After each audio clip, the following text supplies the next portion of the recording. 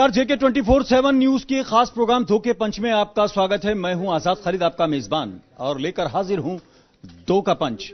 दो का पंच यानी 5 खबरों का वो बुलेटिन जो अब तक की बड़ी खबरें हैं और जिनको हम अपने रिपोर्टर्स और प्रोड्यूसर्स को जोड़कर आपको ग्राउंड जीरो की तमाम जानकारी देने की कोशिश करते हैं। आज जिन 5 खबरों को लेकर हम हाजिर हैं उसमें सबसे पहले बात करेंगे राम मंदिर बाबरी मस्जिद विवाद की, जिसमें एक बार फिर सुप्रीम कोर्ट के अंदर सुनवाई 29 तारीख तक के लिए बढ़ा दी गई है या टाल दी गई है। इसके अलावा हम बात करेंगे मोदी सरकार ने किस तरह से बजट सत्र की तैयारियां शुरू कर दी हैं और अब उसको किस तरह से आगे बजट सत्र के लिए तैयारियां करनी है। इसके अलावा हम जींद के अंदर होने वाले उपचुनाव की भी खबर आपको देंगे और वहां पर किस तरह की बयानबाजी सामने आ रही है उस पर बात करेंगे। इसके अलावा हम आपको बताएंगे स्वास्थ्य विभाग की कुछ लापरवाही है, किस तरीके से दावे जरूर किए जाते हैं लेकिन जमीनी सच्चाई सरकारी अस्पतालों की क्या है, यूपी और अलग अलग जगहों के हम आपको दिखाएंगे। इसके अलावा हम बात करेंगे दबंगई की और पुलिस व्यवस्था की, खासतौर से जहां पर दबंगों की दबंगई सामने आई है, पुलिस की लाचारी।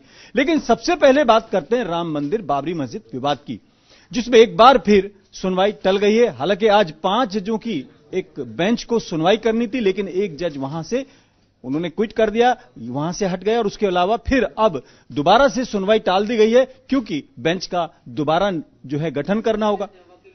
हम देखते हैं कि इस पर वकीलों का क्या कहना है और कानून के जानकार क्या कह रहे हैं, जरा आपको पूरी जानकारी देते हैं।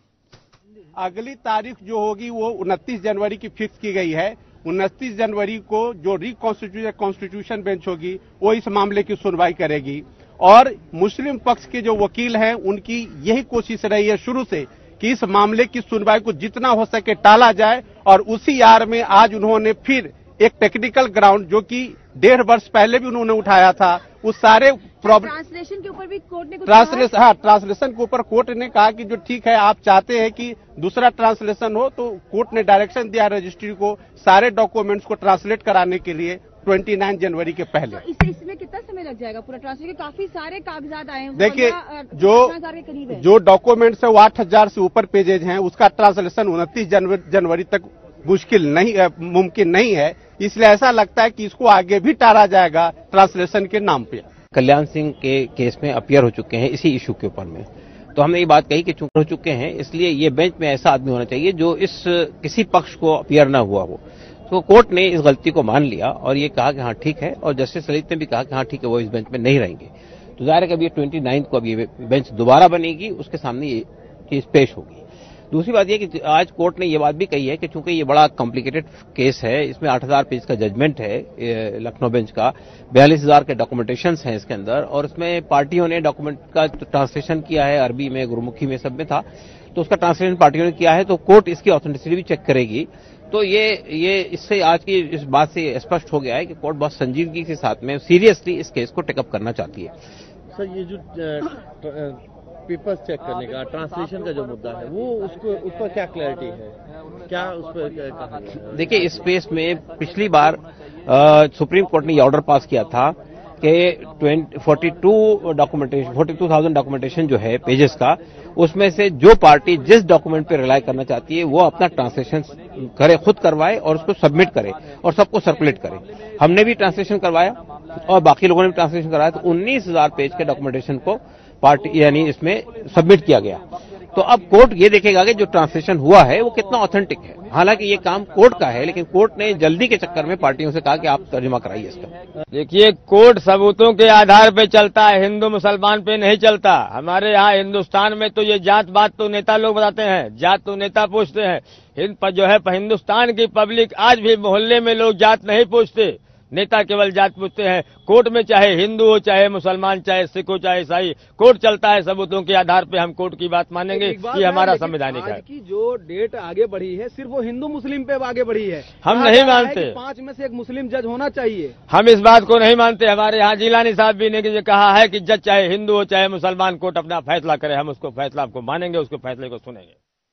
आपने सुना, पक्षकार हैं इकबाल अंसारी, मुस्लिम पक्षकार जिसे कहना चाहिए, वो भी अपनी बात कह रहे हैं और वकील अपनी बात कह रहे हैं। ताबिश कमाल हमारे साथ जुड़ गए हैं उत्तर प्रदेश से सीधे फोन लाइन पर। ताबिश, अगर देखा जाए फिर सुनवाई टल गई है और अगर देखें आजाद भारत में जो डेमोक्रेटिक सिस्टम है 1949 में एफआईआर दर्ज हुई, आज तक मामला लंबित है। हालांकि 2010 में यूपी हाई कोर्ट इस पर फैसला दे चुका है, लखनऊ बेंच, और इसमें तीनों पक्षों को बराबर बांट दिया गया, लेकिन अब ट्रांसलेशन को मामला लेकर अटका हुआ है। बिल्कुल, देखिए आजाद साहब, 19,000 पेज का एक ट्रांसलेशन है और उसको लेकर के अब ये बहुत मुश्किल है कि 19 जनवरी तक इसको ट्रांसलेशन को सबमिट किया जाए, नए बेंच उसको दोबारा से देखेगी और तमाम चीजें फिर वहीं से, यानी कि जो केस जहां से शुरू हुआ था अब वो वहीं पर खड़ा हुआ नजर आया। हालांकि कोर्ट बार बार इसमें जल्दी करने की कोशिश कर रहा था और यही वजह थी कि वकील इस बात को बाहर भी आकर के बता रहे थे कि सभी पार्टियों को ट्रांसलेशन के लिए अपने अपने डॉक्यूमेंट्स दिए गए और उनको कहा कि इसका ट्रांसलेशन जमा कराइए। लगभग 19,000 पेज का एक ट्रांसलेशन जमा होता है और जब आज सुनवाई होनी होती है तो उस पर आपत्ति जता दी जाती है कि 3 जजों की बेंच पहले बताई गई थी, अब 5 जज हैं और उसके बाद एक जो है वो कल्याण सिंह के मामले में पहले भी हो चुके हैं। जस्टिस ललित जो है वो हट गए हैं, उसके बाद फिर अब नई बेंच बनानी होगी और 5 जजों की बेंच है, यानी फिर 29 जनवरी इसमें हो गई है। तो वो एक तरह से कहा जाता है, हालांकि बात विवादित है कि तारीख पर तारीख। बिल्कुल, देखिए तारीख पर तारीख है। और अब तो बहुत महत्वपूर्ण चीज आजाद साहब ये है कि लगातार पूरा देश आज 10 जनवरी का इंतजार कर रहा था कि शायद आज कुछ इसका निष्कर्ष निकल कर आएगा, आज उसका कुछ परिणाम निकल कर आएंगे और उसके बाद शायद ये मुद्दा हमेशा के लिए हिंदुस्तान से खत्म हो जाएगा, हिंदुस्तान की राजनीति से खत्म हो जाएगा। लेकिन अब राम मंदिर तो मुद्दा है, लेकिन उसके अलावा एक बहुत महत्वपूर्ण जो आज मुद्दा बन गया है वो कि जज का पीछे हटना, 3 बेंच की जज के साथ 5 बेंच का आना। और अब पक्षकारों का ये कहना कि हमें बताया गया था कि 3 जज होंगे और 5 जज अचानक आ जाते हैं और एक जज वो होते हैं जो कल्याण सिंह का पक्ष रख चुके हैं पहले। तो ऐसे में ये एक विवाद खड़ा नया हुआ है और इसमें कहीं ना कहीं एक और राजनीतिक स्टैंड भी है। दूसरी तरफ देखिए, अखाड़ा निर्मोही परिषद या जितने भी राम मंदिर के पक्षकार हैं वो लगातार इस बात को कह रहे हैं कि सबूत जो है वो कम है इस बात के कि वहां पर मस्जिद थी और मंदिर को तोड़ करके बनाया गया था, इसलिए पक्षकारों का बहाना रख करके केस को टालने की कोशिश की गई है। लेकिन दूसरी तरफ जो मुस्लिम लॉ बोर्ड के पक्षकार हैं जो लगातार मस्जिद का केस लड़ रहे हैं, उन लोगों का कहना यह है कि उन्हें इस चीज से मतलब नहीं है, उनको इस चीज से मतलब है कि कोर्ट किस आधार पर सुनवाई कर रहा है। क्योंकि एक जज ऐसे हैं और साथ ही 3 जजों की बेंच बता करके 5 जज वहां पर लाए जाते हैं और इस केस को कहीं ना कहीं घुमाने की कोशिश की है। और आजाद साहब, सबसे महत्वपूर्ण बात यह है कि ये जो पूरा केस है ये एक राजनीतिक प्रोपेगेंडा है, चाहे वो कोई भी राजनीतिक दल हो, इस पर राजनीति करना चाहता है, इस पर राजनीतिक रोटियां सीखना चाहता है। और यही वजह है कि कहीं ना कहीं तमाम राजनीतिक दल इस मुद्दे पर अपनी निगाहें गड़ाए बैठे थे कि आज सुनवाई होगी तो क्या महत्वपूर्ण सुनवाई निकल कर आएगी। लेकिन फिर एक बार जैसा आपने कहा कि तारीख पर तारीख, एक बार फिर एक और लेकिन ताबिश, जिस तरह से 2 चीजें सामने आई, एक तो 19,000 पेजेस का जो एक तरह से डॉक्यूमेंट्स हैं, जो कहीं ना कहीं दस्तावेज हैं, उनका ट्रांसलेशन है। 8,000 पेज का जो है हाईकोर्ट का जजमेंट है जो 8,000 पेजेस हैं उसमें। उसके अलावा अगर आप बात करें जस्टिस ललित की, जो 2014 में जो है सुप्रीम कोर्ट के जज बने थे, वो कभी कल्याण सिंह के वकील भी रहे हैं और उसके अलावा 2G मामले में भी वो पब्लिक प्रोसिक्यूटर रहे हैं। तो कहीं ना कहीं ये तमाम चीजें फिर टेक्निकली उलझ गई हैं। हालांकि अगर देखा जाए सुप्रीम कोर्ट की मंशा यही है कि निष्पक्ष हो और सभी लोगों को और उस पर दोनों पक्षकारों को भरोसा हो। तो इसी के तहत अगर टाला गया तो यकीनन ये एक प्रक्रिया के तौर पर ही देखा जा सकता है, भले ही डिले हो रहा हो। क्योंकि हालांकि 2 बातें सामने आती हैं, जस्टिस डिलेड, जस्टिस डिनाइड, लेकिन जस्टिस हरीड, जस्टिस बरीड, दोनों चीजें कैसे करेंगे? देखिए, बहुत महत्वपूर्ण चीज थी आज जिस तरह से सुनवाई हुई, सुनवाई के समय इस वक्त पहले से ही ये अंदेशा था कि कहीं ना कहीं कोई एक और फिर नई प्रक्रिया आके खड़ी हो जाती है। क्योंकि जब भी ये मुद्दे पर इस पर सुनवाई होती है तो कोई एक महत्वपूर्ण मुद्दा निकल कर ऐसा आता है। और आजाद साहब, आपको ही पता है कि 8,000 पेज एक है, 19,000 पेज एक है और 42,000 पन्नों की पूरी सुप्रीम कोर्ट में एक याचिका दायर है, जिसके आधार पर सुप्रीम कोर्ट ने कहा कि सब अपने अपने पेजेस को लेकर के जाइए। और में है वो सबसे बड़ी बात है, लैंग्वेजेस उसमें अरबी भी है, फारसी भी है, हिंदी भी है और कई ऐसे दस्तावेज, पंजाबी, अरबी, हिंदी, फारसी, तमाम लैंग्वेजेस हैं। कैसे वो समन्वय बनेगा और कितना समय इसमें लगेगा, ये बड़ा सवाल है। बिल्कुल, देखिए बहुत सारी लैंग्वेजेस हैं और कुछ लैंग्वेजेस अपनी तरफ से जमा भी कराई गई हैं। कुछ पक्षकारों ने अपनी अपनी तरफ से लगभग 19,000 पेज अब तक जमा हो चुके हैं, यानी 42,000 में से 19,000 पेज अब तक आ चुका है और 8,000 पेजेस हाई कोर्ट के डिसीजन के हैं। तो ये इनको दोबारा से वहीं ला करके खड़ा करना और दोबारा से एक नई बेंच का निर्माण होगा, वो दोबारा से उसकी गहन जांच करेगी, उनको पढ़ेंगे, उसके बाद फिर दोबारा से मुकदमा वहीं से शुरू होगा जहां से शुरू हुआ था। यानी कि अगर आज देखा जाए तो मुकदमा वहीं जाकर के खड़ा हो गया है जहां से शुरू हुआ था। क्योंकि कहीं ना कहीं कोई ना कोई आपत्ति एकदम से ऐसी लग जाती है जिसकी वजह से इस मामले की सुनवाई पूरी नहीं हो पा रही है। कोशिश ये बहुत शुक्रिया ताबिश कमाल, आप नजर बनाए रखें, खासतौर से वहां पर इसके बाद होने वाली राजनीतिक प्रतिक्रिया को भी आप नजर में रखें। बढ़ते हैं अगली खबर की तरफ और बात करते हैं अब संसद के जो बजट सेशन की बात होगी, जिसकी तैयारियों में केंद्र सरकार खासतौर से सरकार लग गई है। हालांकि अभी देखें, बड़े कई मुद्दे थे, चाहे ट्रिपल तलाक का मामला हो, वो भले ही पास ना हुआ हो राज्यसभा में, लेकिन आरक्षण को लेकर सरकार ने एक तरह से मोर्चा मार लिया है। लोकसभा और राज्यसभा में दोनों में पास हो गया। संदीप हमारे साथ रहेंगे, क्या तैयारियां रहेंगी? और अगर देखा जाए, ये विंटर सेशन लास्ट था और बजट जो सेशन आ रहा है वो भी सरकार का इस कार्यकाल का लास्ट सेशन होगा, क्या तैयारियां होंगी? जी आजाद जी, देखिए, जैसे कि शुरू से पता था कि इस तरह ये जो बजट सेशन आ रहा है, इससे पहले जो शीतकालीन सत्र गया था वो बेहद अहम था और नजरें बनी हुई थी कि इसमें किन किन मुद्दों पर चर्चा हो सकती थी। सबसे ज्यादा नजर जो बनी हुई थी राम मंदिर मुद्दे को लेकर थी और ट्रिपल तलाक पर थी, लेकिन इन दोनों में से कोई भी मुद्दा ऐसा नहीं था कि जो वहां पे उठाया गया हो। हालांकि लास्ट में आते आते मास्टर स्ट्रोक मोदी सरकार ने जरूर खेला और जो है आरक्षण जो दिया गया है सवर्णों को, उस पे मोदी सरकार लाई है और उन्होंने चुनावों को साधने की कोशिश की है। अब इसके बाद में जो एक और सत्र है, वो बजट सत्र आ रहा है, 31 जनवरी से बजट सत्र की शुरुआत होगी। तो ऐसे में सरकार ये चाहेगी कि अब सवर्णों के बाद में और कौन कौन से जो लोग हैं जिन्हें साधा जा सकता है, इसमें जैसे युवाओं के लिए काफी कुछ आने की उम्मीदें हैं, किसानों को जो है राहत देने की काफी उम्मीदें इस बजट से की जा रही है। तो मोदी सरकार इसको लेकर भी काफी तैयारियों में जुटी हुई है। हमारे साथ निशांत राय जुड़ गए। निशांत राय,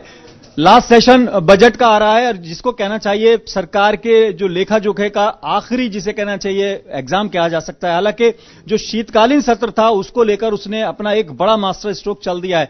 बजट सेशन को लेकर क्या तैयारियां हो सकती है और कौन से मुद्दे हो सकते हैं आपकी नजर में?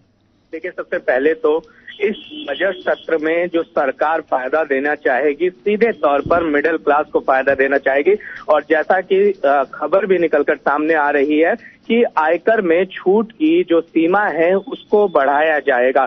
दरअसल जब स्वर्ण आरक्षण में 8 लाख रुपए तक की बात कही गई, उसके बाद से तमाम विपक्षी राजनीतिक दल ने ये सवाल उठाया कि आपने 2.5 लाख पर जहां आयकर की छूट सीमा रख रखी है, वहां आप 8 लाख वाले को आप गरीब बता रहे हैं।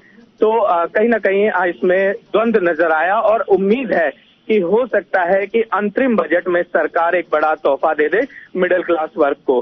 दूसरी सबसे बड़ी बात है कि तमाम तरह के टैक्सेस पर हो सकता है कि और भी छूट निकलकर सामने आए। जिस तरह से कहा जा रहा है कि किसानों के मुद्दे भी कुछ हो सकते हैं, किसानों को भी कुछ मिल सकता है।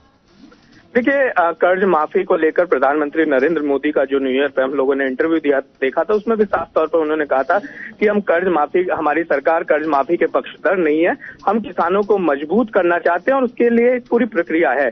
तो उम्मीद कम है कि किसानों को कुछ खास मिले, खासकर कर्ज माफी जैसा तोहफा तो नहीं मिलने वाला है, लेकिन फसलों की कीमत को लेकर या कुछ और सरकार का प्लान हो, वो देखने वाली बात होगी। निशांत, एक सवाल लोगों के मन में है, जिस तरीके से शीतकालीन सत्र लगभग पूरा गुजर गया और आखिरी दिन सरकार ने एक मास्टर स्ट्रोक खेला, इसको चाहे अमित शाह और मोदी की जो जोड़ी है उसकी रणनीति कहें या उसके जो रणनीतिकार हैं बैक पे जो काम करते हैं उसको कहें, लेकिन ये बड़ा मास्टर स्ट्रोक था।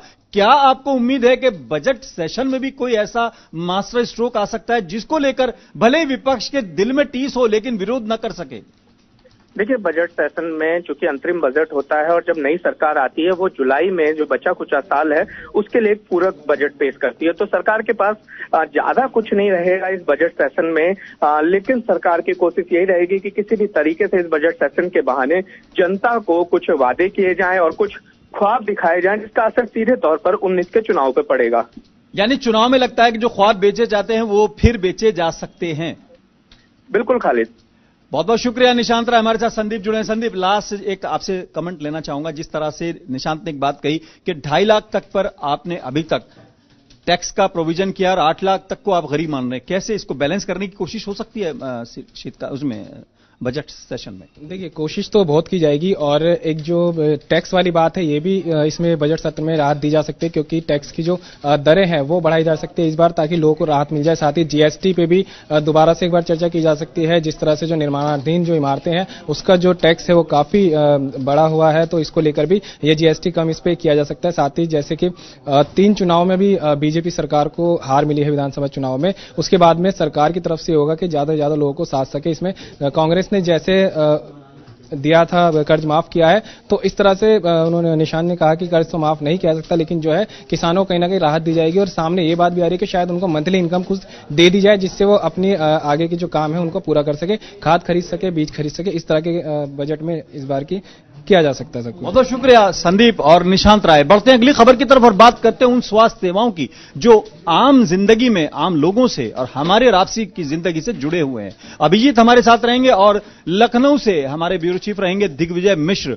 हम दो खबरें आपको दिखाएंगे, हालांकि एक यूपी की एक राजस्थान की, लेकिन दोनों जगह सरकारें अलग अलग हैं। हम किसी पार्टी को, पॉलिटिक्स को नहीं करना चाहते, बल्कि ये सवाल उठाना चाहते हैं। गोंडा के अंदर एक महिला हॉस्पिटल के बाहर, उसको प्रसव हुआ और बच्चे को जन्म दिया, यानी आपका आने वाला भविष्य सड़क पर और हॉस्पिटल के गेट पर हुआ। और उसके अलावा राजस्थान के अंदर एक ऐसा मामला सामने आया जहां पर डॉक्टर ने डिलीवरी के दौरान इस तरह से ऑपरेशन किया कि सिर अलग हो गया बच्चे का और धड़ अलग हो गया। इन दो खबरों को अगर देखें तो बड़ी गंभीर खबरें हैं और खास तौर से सरकारी व्यवस्था पर कहीं ना कहीं सवाल खड़े कर रही हैं। अभिजीत हमारे साथ रहेंगे, उनसे हम जानकारी लेंगे दोनों बातों की और दिग्विजय मिश्र से भी बात करेंगे कि क्या। दिग्विजय हमारे साथ जुड़ गए। दिग्विजय, आपके पास जो गोंडा की, हाँ, इस पर रिएक्शन क्या है और इस पर जानकारी क्या है, जरा पहले ही सुन लेते फिर अपने साथियों को जोड़ते हैं। ये लापरवाही हदें पार की गई, उसमें अवश्य कार्रवाई की जाएगी।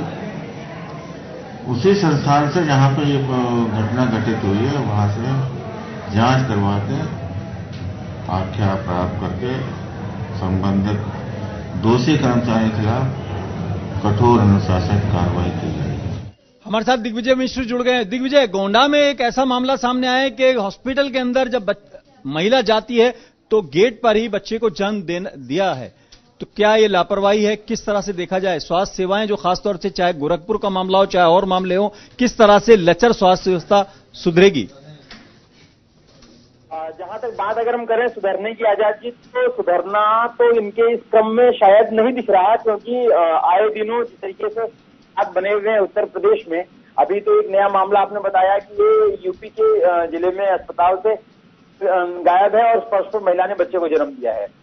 मामले की बात जब हमारी हुई है देवी पाटन मंडल के जो अपर स्वास्थ्य निदेशक हैं रतन कुमार जी, तो उन्होंने कहा यह गंभीर मामला है, इसकी जांच कराई जाएगी और जो गैर जिम्मेदार व्यक्ति हैं जिनके खिलाफ इस तरह का हुआ है उनके खिलाफ कार्रवाई की जाएगी। और निश्चित रूप से जो महिला है प्रसव पीड़ा जिसको हुआ है उसको अस्पताल में भर्ती कराया गया था।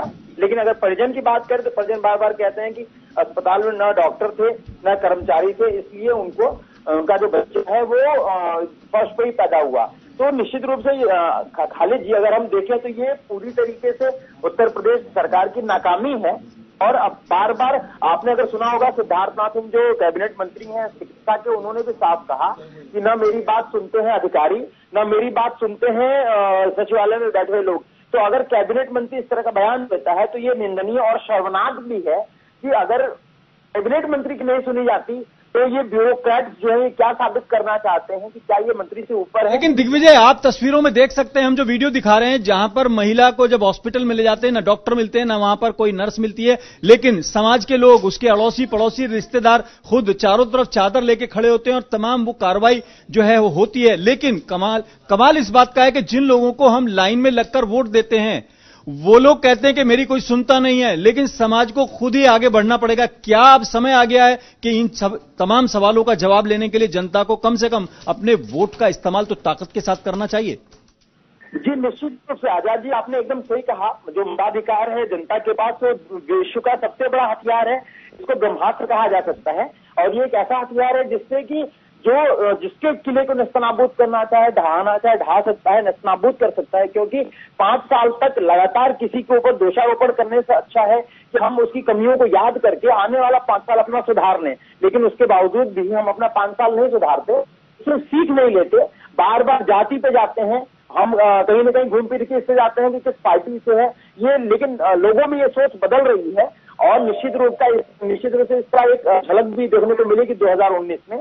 और अगर यही इसी तरीके दिग्विजय, आप नजर बनाए रखें, खासतौर से जो कार्रवाई होती है उस पर जरूर नजर बनाए रखें, क्योंकि जांच के बाद कार्रवाई क्या होगी ये बड़ा सवाल है। क्योंकि घटना के बाद हर बार यही दावे किए जाते हैं कि हम जांच करेंगे। अभिजीत हमारे साथ मौजूद है। राजस्थान में भी ऐसा ही मामला सामने आया जहां पर डॉक्टर ने डिलीवरी इस तरह कराई कि बच्चे का सिर अलग और धड़ अलग हो गया। क्या लगता है क्या भर्ती घोटाला है या लापरवाही है या कहीं ना कहीं जनता के स्वास्थ्य के साथ खिलवाड़ है? सबसे बड़ी बात यही है कि ये खिलवाड़ है, ये बहुत सेंसिटिव मामला है। आप कल्पना भी नहीं कर सकते उस चीज की, आप सोच के आपकी रूह कांप जाएगी। आप उस चीज के बारे में सोच नहीं सकते कि कैसे आखिर डॉक्टर इतने लापरवाह हो सकते हैं। वो ऑपरेशन कर रहे हैं, उन्हें ये भी नहीं पता है कि कैसे बच्चे को खींचा जाता है और उस बच्चे की जान चली जाती है। बाद में जब मामला खुलता है तो फिर हर कोई दंग रह जाता है। देखिए, इस देश में शिक्षा, स्वास्थ्य और भोजन ये जरूरत की चीजें हैं, आदमी की बेसिक नीड्स है ये, और यहीं पे हम सबसे ज्यादा मात खाते हैं। ना शिक्षा बेहतर है, ना स्वास्थ्य सेवाएं बेहतर है, और खाने को कई आधे लोग जो हैं वो भूखे सोते हैं। कई रिपोर्ट ऐसी आई है जिसमें यह कहा गया है। स्वास्थ्य का तो हाल ये है कि सरकारी अस्पतालों में आप जाइए तो कभी डॉक्टर नहीं मिलेंगे, तो कभी दवाई नहीं मिलेगी। अगर डॉक्टर मिल गए तो फिर सही सुविधाएं नहीं मिलेंगी। और फिर कई बार अभी हमने देखा था कुछ दिन पहले एक अस्पताल में एक वीडियो वायरल हो रहा था, उसमें कुछ नर्सें थी, वो नाच रही थी, डांस कर रही थी, किसी गाने पे न्यू ईयर मना रही थी। कुत्ते भी घूमते दिखाए हमने एक बार। बिल्कुल बिल्कुल, और वहां पे कुत्तों ने अपना अड्डा जमा लिया है, वो वहां पे बैठ रहे हैं। जहां पे डॉक्टर को होना चाहिए वहां पे कुत्ते बैठ रहे हैं। तो कहीं ना कहीं ये लापरवाही है, और सरकार को, प्रशासन को, खास करके जनता को भी इस बारे में सोचना होगा कि जिसपे हम निर्भर हैं। हर कोई प्राइवेट अस्पताल में नहीं जा सकता है जहां पे बेहतर सुविधाएं मिलती है। ज्यादातर लोग जो होते हैं वो सरकारी अस्पतालों की तरफ जाते हैं। तो कहीं ना कहीं इन चीजों को सुधारना होगा अगर एक अच्छा समाज चाहते हैं, एक अच्छा देश चाहते हैं। अगर शुक्रिया अभिजीत। बड़ा सवाल है, हर चुनाव में बड़े जो मुद्दे होते हैं वो यही होते हैं, स्वास्थ्य और एजुकेशन और तमाम चीजें, लेकिन वही नदारद रहती हैं। बड़ा सवाल है। बढ़ते हैं अगली खबर की तरफ और बात करते हैं जींद में होने वाले उपचुनाव की, जहां पर अब राजनीति गर्मा गई है। हालांकि अगर देखें, बहुत ज्यादा इसको देखा जाए तो वहां के विधायक के देहांत के बाद उनके बेटे को ही टिकट दे दिया गया, लेकिन बीजेपी ने जिस तरह की बयानबाजी शुरू करी है, अनिल विज क्या कह रहे हैं जरा वो सुनते हैं और देखते हैं कि राजनीति का वहां पर कितना पारा चढ़ा हुआ है। सुरजेवाला आ जाए चाहे राहुल गांधी खुद आ जाए, क्योंकि कांग्रेस के पास अब और कुछ रहा नहीं है, तो कोई आ जाए। जींद उपचुनाव में कोई आ जाए, कहीं से आ जाए, कैसा आ जाए, जीतेगी भारतीय जनता पार्टी। हम इस मामले पर गौरव हमारे वहां पर ब्यूरो चीफ है, उनसे हम गौरव गर्व से बात करेंगे। लेकिन आप देखें जिस तरह से अनिल विज का बयान है, वो अपने आप में एक राजनीतिक, क्या कहना चाहिए उसको, भरोसा कहें, ओवर कॉन्फिडेंस कहें या बदजुबानी कहें। उन्होंने कहा चाहे कोई आ जाए, लेकिन वो अपनी जीत को लेकर कॉन्फिडेंट होना बहुत बड़ी। गौरव गौर हमारे साथ जुड़ गए। गौरव, अगर देखें जींद उपचुनाव को लेकर अगर कितना इंपॉर्टेंट है, सरकार के बनने या गिरने में इसका कोई रोल नहीं है, लेकिन बयानबाजी बहुत जबरदस्त आ रही है। खाली जी, पहले मैं आपको अपडेट दे दूं, अभी अभी भाजपा के जो उम्मीदवार हैं कृष्ण मिड्ढा, उन्होंने अपना नॉमिनेशन फाइल कर दिया है। वहीं कांग्रेस जो है, जो गुटबाजी में बटी हुई थी, वो कांग्रेस एक साथ पहुंची है और रणदीप सुरजेवाला जो है वो अपना नॉमिनेशन फाइल कर चुके हैं। तो ये इस वक्त की अपडेट है। अभी अभी जो बीजेपी के कैंडिडेट हैं कृष्ण मिड्ढा, वो नॉमिनेशन फाइल कर चुके हैं। और कहीं ना कहीं जिस तरीके से वहां पे सवाल किया कि अहम रोल नहीं है, इसको जो है 2019 का सेमीफाइनल माना जा रहा है। जिस तरीके से जींद की लड़ाई कल रात को रणदीप सुरजेवाला को टिकट देने के बाद दिलचस्प हो चुकी थी, उसके बाद से और अब दिग्विजय चौटाला और इंडियन नेशनल लोकदल का एक खाप के व्यक्ति को टिकट देना, कहीं ना कहीं अब जींद उपचुनाव को एक हाई प्रोफाइल चुनाव जो है। लेकिन गौरव दो मैसेज इसमें सामने आ रहे हैं। एक तो कांग्रेस ने भी इसको साख का सवाल बना दिया अपने सबसे बड़े, अगर देखा जाए बड़े नेताओं में से, बड़े जो नेता गिने जाते हैं उनको जो है यहां पर उपचुनाव में उतारा है, जहां का सरकार बनने या गिरने में कोई रोल नहीं है। दूसरी बात, जिस तरीके से आप कह रहे हैं इनेलो का या बीजेपी का कहीं कोई गठबंधन तार नजर आते हैं इसमें? देखिए, अभी तक कोई भी ऐसे हालात जो हैं वो यहाँ पर विधायक जो वहां पर पहले थे वो तो इनेलो के थे, अब उन्हीं के बेटे को दिया गया। हालांकि वो सीट जो बीजेपी को चली गई, बीजेपी ने अपना कैंडिडेट बना दिया उनको। सवाल दोहराएंगे खाली जी? सवाल यह है कि क्या यहां पर कोई गठबंधन की तस्वीर सामने आ सकती है? देखिए, अभी भी कोई भी गठबंधन यहाँ होने के हालात नहीं है। इस समय मैं अपडेट दे दूं, मेरे सामने जो है दिग्विजय सिंह चौटाला जो जेजेपी के नेता हैं, वो यहाँ पर नॉमिनेशन फाइल करने आए। मैं लाइव कोशिश करूंगा कि दिग्विजय चौटाला को यहाँ जोड़ूं। दिग्विजय जी,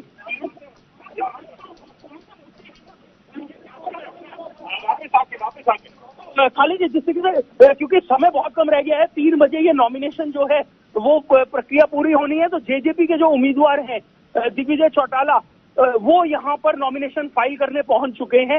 तो अब जो आप बात कर रहे थे, यहाँ पर मैं अगर अब वापस आपके सवाल पर आऊं, तो किसी भी तरह के जो गठबंधन की आप यहाँ बात कर रहे थे, वो यहाँ होता दिख नहीं रहा है। केवल इनेलो बसपा का जो गठबंधन है उसके तहत वो चुनाव लड़ रहे हैं। कांग्रेस ने अपना उम्मीदवार उतार दिया है, जो जेजेपी है उसने अपना उम्मीदवार उतार दिया है। वहीं जो पार्टी की अगर मैं बात करूं, राजकुमार सैनी जो भाजपा के सांसद है, उन्होंने जो अपनी पार्टी बनाई थी वो अपना उम्मीदवार उतार चुके हैं। तो सभी उम्मीदवार सभी पार्टियां जो हैं वो अपना उम्मीदवार यहाँ पर उतार चुकी हैं। और जो लड़ाई गौरव बड़ा सवाल यह है कि राजकुमार सैनी बीजेपी के सांसद है, लेकिन उन्होंने भी अपनी पार्टी का एक तरह से ऐलान कर दिया है। उनके लिए भी इम्तिहान है कि उनकी नई पार्टी क्या वो परफॉर्म कर पाती है। दिग्विजय चौटाला अपने दादा की पार्टी से हटके अब अपनी पार्टी बना के उतरे हैं, उनके भी साख का सवाल है और कांग्रेस की भी साख का सवाल है। क्या लगता है ये चुनाव बहुत इंपॉर्टेंट हो गया, जैसा आप भी बता रहे थे 2019 का सेमीफाइनल के तौर पर? बिल्कुल, 2019 का सेमीफाइनल भी आप इसको कह सकते हैं। वहीं कहीं ना कहीं आप इसको ये भी कह सकते हैं कि सभी पार्टियां अपनी नाक का सवाल जो है वो झील सीट को बना चुकी है। आप यहाँ पर उम्मीदवारों की स्थिति देखिए, जो जिस विधायक की मौत हुई थी, जिसकी वजह से ये सीट खाली हुई थी, वो इंडियन नेशनल लोकदल के विधायक थे, लेकिन उन्हीं का बेटा जो है वो भाजपा का उम्मीदवार है। वहीं यही हमारा सवाल था कि पहले इन लोग के विधायक थे, जब उनका देहांत हो गया तो उनके बेटे बीजेपी की तरफ से लड़ रहे हैं। बहुत बहुत शुक्रिया गौरव, आप नजर बनाए रखें और खासतौर से ये बड़ी हाई प्रोफाइल सीट बन गई है और बड़ा इंपॉर्टेंट चुनाव हो गया। बढ़ते हैं अगली खबर की तरफ और बात करते हैं उस दबंगई की जो उड़ीसा में भी देखने को मिली है और कई जगहों पर देखने को मिली है। एमपी के दामोह के अंदर एक प्रेमी जोड़े को जिस तरह से मारा पीटा गया है, वो अपने आप में ये सवाल खड़ा करता है कि क्या कानून व्यवस्था इतनी लचर हो गई है कि इस तरह की तस्वीरें सामने आती हैं। हमारे साथ रवि श्रीवास्तव रहेंगे। रवि, दामोह के अंदर एक प्रेमी जोड़े को जिस तरह से पीटा गया है, उड़ीसा में भी मामला सामने आया है, ये तमाम चीजें क्या बता रही है? देखिए, बता कुछ भी नहीं है, लेकिन इससे सबसे पहले समझिए लोगों को आखिर हुआ क्या एग्जैक्टली। वहां पे एक प्रेमी जोड़ा था जिससे बदतमीजी की गई, बाकायदा लड़की के कपड़े फाड़ दिए गए और उसके जब उनसे भी जी नहीं भरा तो उसका वीडियो बनाया और सोशल मीडिया पर पोस्ट कर दिया, जिसके बाद कई हिंदूवादी संगठनों ने मुसलमानों पर ऐसा करने का आरोप लगाया है। वहां ऐसी जो खबरें आई हैं, जो बाइट सुनी है, उसमें हमें पता लगा है। इसके अलावा जो उड़ीसा की बात कर रहे हैं, वहां से महज बकरी की चोरी का आरोप है एक युवक पर और उसी के आरोप में उसे खंबे से पहले बांधा और बुरी तरह पीटा गया। तो साफ है कि लोगों के अंदर जो गुस्सा है कहीं ना कहीं चरम पर है और गुस्से का कारण कहीं ना कहीं प्रशासन की अनदेखी है। अगर प्रशासन ढंग से काम करता तो शायद जो लोग हैं वो कानून को हाथ में ना लेते। रवि, जिस तरह से आपने कहा कि क्या सोशल पुलिसिंग के नाम पर लोग बेकाबू हो रहे हैं, कह सकते हैं बिल्कुल, क्योंकि जिस देश में मॉब लिंचिंग की इतनी घटनाएं सामने आ रही है, उसके बाद पुलिस काबू नहीं कर पा रही, तो कहीं ना कहीं पुलिस का ही फेलियर मानेंगे। हालांकि लोगों को भी समझने की जरूरत है, कहीं ना कहीं लोगों को भी जरूरत है कि जो सोशल मीडिया है उसका इस्तेमाल आप अच्छी चीजों को लेकर सकते हैं, ना कि ऐसे नेगेटिव चीजों को। सुनते क्या बयान दे रहे हैं, उस पर क्या जानकारी जरा सुनते हैं। वहां पर अशोभनीय स्थिति में दिख रहे हैं और साथ में 3-4 लोग और हैं। वहां पर कुछ विवाद की स्थिति भी दिख रही है। ऐसे सभी घटनाक्रम की जांच की जा रही है और इस वायरल वीडियो के बारे में भी जानकारी पता लगाई जा रही है।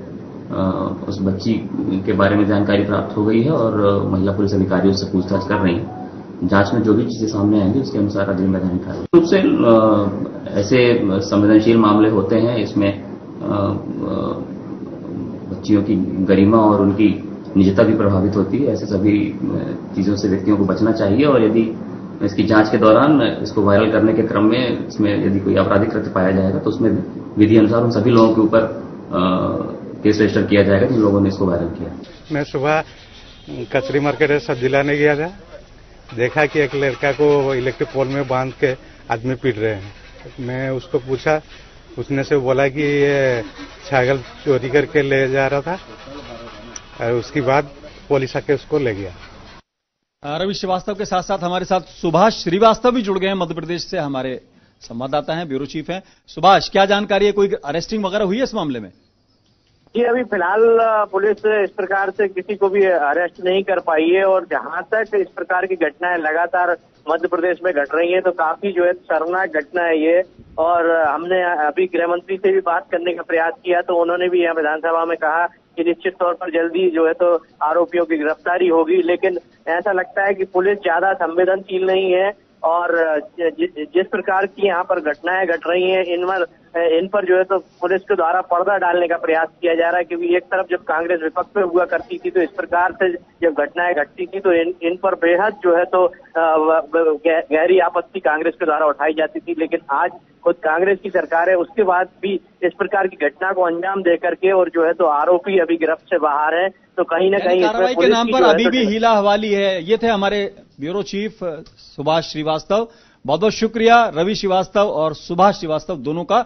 और 2 के पंच में आज फिलहाल इतना ही। अपने मेजबान आजाद खालिद को इजाजत दें।